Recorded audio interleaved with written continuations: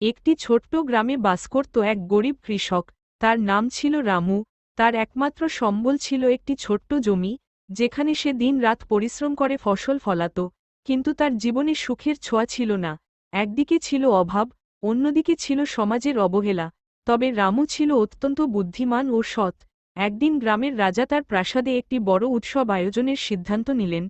তিনি ঘোষণা করলেন, যে ব্যক্তি আমাকে সবচেয়ে ভালো উপহার দিতে পারবে, তাকে পুরস্কৃত করা হবে। এই ঘোষণা শুনে গ্রামের সবাই নানা ধরনের উপহার প্রস্তুত করতে লাগল। কেউ সোনা রূপো, কেউ দামি কাপড়, কেউ বা দামি মিষ্টি প্রস্তুত করতে লাগল। রামু জানত, তার কাছে এসব কিছু নেই।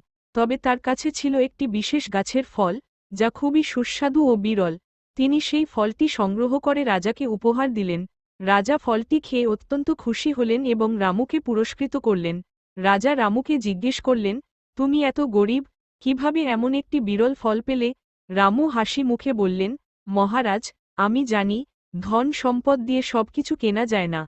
কিছু জিনিস আছে, যা কেবল বুদ্ধি ও পরিশ্রম দিয়ে অর্জন করা যায়।